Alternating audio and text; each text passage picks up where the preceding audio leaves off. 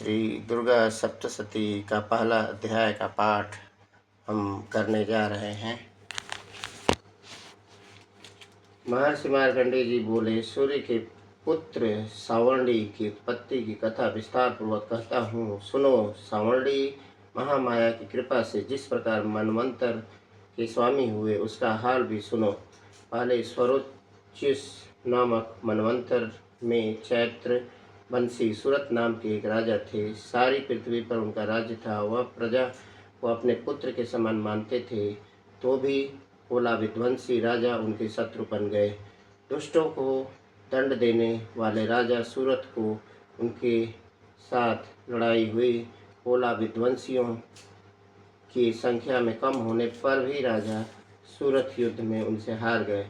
तब वह अपने नगर में आ गए। केवल अपने देश का राज्य ही उनके पास रह गया और वह उसी देश के राजा होकर राज्य करने लगे, किंतु उनके शत्रुओं ने उन पर वहाँ भी आक्रमण किया। राजा को बलहीन देखकर उसके दुष्ट मंत्रियों ने राजा की सेना और खजाना अपने अधिकार में कर लिया। राजा सूरत अपने राज्य अधिकार को हार कर शिकार खेलने के बहाने घोड़े पर सवार होकर वहाँ से एक भयंकर वन की ओर चले गए। उस वन में उन्होंने महर्षि मेधा का आश्रम देखा। वहाँ मेधा महर्षि अपने शिष्यों तथा मुनियों से सुशोभित बैठे हुए थे और वहाँ कितने ही हिंसक जीव परम शांति भाव से रहते थे। राजा सूरत ने महर्षि मेधा को प्रणाम किया और महर्षि ने भी उनका उचित सत्कार किया। राजा सूरत महर्षि के आश्रम में कुछ समय तक ठहरे। अपने नगर की ममता के आकर्षण से राजा अपने मन में सोचने लगे, पूर्व काल में पूर्वजों ने जिस नगर का पालन किया था वह आज मेरे हाथ से निकल गया। मेरे दुष्ट एवं दुरात्मा मंत्री मेरे नगर की अब धर्म से रक्षा कर रहे होंगे या नहीं। मेरा प्रधान हाथी, जो कि सदा मद की वर्षा करने वाला और शूरवीर था, मेरे बैरियों के बस में होकर न जाने क्या दुख भोग रहा होगा। मेरे आज्ञाकारी नौकर, जो मेरी कृपा से धन और भोजन पाने में सदैव सुखी रहते थे और मेरे पीछे पीछे चलते थे, वह अब निश्चय ही दुष्ट राजाओं का अनुसरण करते होंगे तथा मेरे दुष्ट एवं दुरात्मा मंत्रियों द्वारा व्यर्थ ही धन को व्यय करने से संचित किया हुआ मेरा खजाना एक दिन अवश्य खाली हो जाएगा। इस प्रकार की बहुत सी बातें सोचता हुआ राजा निरंतर दुखी रहने लगा। एक दिन राजा सूरत ने महर्षि मेधा के आश्रम के निकट एक वैश्य को देखा। राजा ने उससे पूछा, भाई तुम कौन हो? यहाँ तुम्हारे आने का क्या कारण है और तुम मुझे शोकग्रस्त अनमने से दिखाई देते हो, इसका क्या कारण है? राजा के यह नम्र वचन सुन वैश्य ने महाराज सूरत को प्रणाम करते हुए कहा। वैश्य बोला, राजन, मेरा नाम समाधि है। मैं धनियों के कुल में उत्पन्न एक वैश्य हूँ। मेरे दुष्ट स्त्री उत्तराधिकों ने लोभ से मेरा सब धन छीन लिया है और मुझे घर से निकाल दिया है। मैं इस तरह से दुखी होकर इस वन में चला आया हूँ और यहाँ रहता हुआ मैं इस बात को भी नहीं जानता कि अब घर में इस समय सब कुशल है या नहीं। यहाँ मैं अपने परिवार का आचरण संबंधी कोई समाचार भी नहीं पा सकता कि वह घर में इस समय कुशल पूर्वक हैं या नहीं। मैं अपने पुत्रों के संबंध में यह भी नहीं जानता कि वह सदाचारी हैं या दुराचार में फंसे हुए हैं। राजा बोले, जिस धन के लोभी स्त्री पुत्रों ने तुम्हें घर से निकाल दिया है, फिर भी तुम्हारा चित्त उनसे क्यों प्रेम करता है? वैश्य ने कहा, मेरे विषय में आपका ऐसा कहना ठीक है, किंतु मेरा मन इतना कठोर नहीं है। यद्यपि उन्होंने धन के लोभ में पड़कर पितृस्नेह को त्याग कर मुझे घर से निकाल दिया है, तो भी मेरे मन में उनके लिए कठोरता नहीं आती। हे महामते, मेरा मन फिर भी उनमें क्यों फंस रहा है, इस बात को जानता हुआ भी मैं नहीं जान रहा। मेरा चित्त उनके लिए दुखी है। मैं उनके लिए लंबी लंबी सांसें ले रहा हूँ।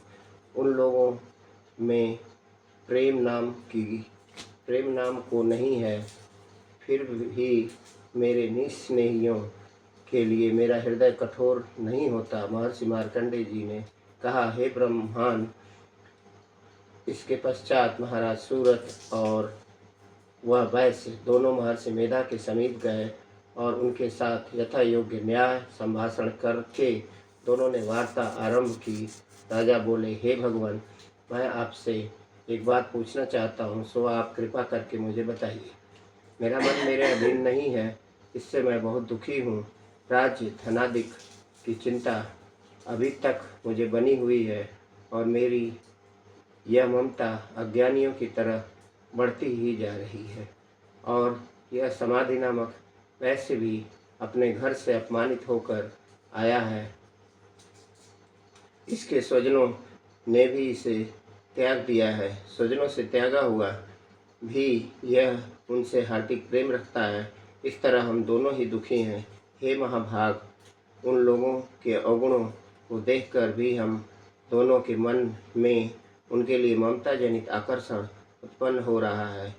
हमारे ज्ञान रहते हुए भी ऐसा क्यों है? अज्ञानी मनुष्यों की तरह हम दोनों में यह मूर्खता क्यों है? महर्षि मेधा ने कहा, विषम मार्ग का ज्ञान सब जंतुओं को है। सबों के लिए विषय पृथक पृथक होते हैं। कुछ प्राणी दिन में नहीं देखते और कुछ रात को, परंतु कोई जीव ऐसे हैं जो दिन और रात दोनों में देख सकते हैं। यह सत्य है कि मनुष्यों में ज्ञान प्रधान है, किंतु केवल मनुष्य ही ज्ञानी नहीं होता, पशु पक्षी आदि भी ज्ञान रखते हैं। जैसे यह पशु पक्षी ज्ञानी है, वैसे ही मनुष्यों का ज्ञान है, और जो ज्ञान मनुष्यों में है वैसे ही पशु पक्षियों में है, तथा अन्य बातें भी दोनों में एक जैसी पाई जाती हैं। ज्ञान होने पर भी इन पक्षियों की ओर देखो कि अपने भूख से पीड़ित बच्चों की चोंच में कितने प्रेम से अन्न के दाने डालते हैं। हे राजन, ऐसा ही प्रेम मनुष्यों में अपनी संतान के प्रति पाया जाता है। लोभ के कारण अपने उपकार का बदला पाने के लिए मनुष्य पुत्रों की इच्छा करते हैं और इस प्रकार मोह के गड्ढे में गिरा करते हैं। मोह के गड्ढे में गिरा करते हैं। भगवान श्री हरि की जो माया है, उसी से यह संसार मोहित हो रहा है। इसमें आश्चर्य की कोई बात नहीं, क्योंकि वह भगवान विष्णु की योग निद्रा है। यह माया ही तो है जिसके कारण संसार मोह में जकड़ा हुआ है। यही महामाया भगवती देवी ज्ञानियों के चित्त को बलपूर्वक खींचकर मोह में डाल देती है और उसी के द्वारा संपूर्ण जगत की उत्पत्ति होती है। यही भगवती देवी प्रसन्न होकर मनुष्य को मुक्ति प्रदान करती है। यही संसार के बंधन का कारण है तथा संपूर्ण ईश्वरों की भी स्वामिनी है। महाराजा सूरत ने पूछा, भगवान, वह देवी कौन सी है जिसको आप महामाया कहते हैं? हे ब्रह्मांड, वह कैसे उत्पन्न हुई और उसका कार्य क्या है? उसके चरित्र कौन कौन से हैं? प्रभु, उसका जैसा प्रभाव हो, जैसा स्वरूप हो, वह सब ही कृपा करके मुझे कहिए, मैं आपसे सुनना चाहता हूँ। महर्षि मेधा बोले, राजन, वह देवी तो नित्य स्वरूपा है। उसके द्वारा यह संसार रचा गया है, तब भी उसकी उत्पत्ति अनेक प्रकार से होती है। वह सब आप मुझसे सुनो।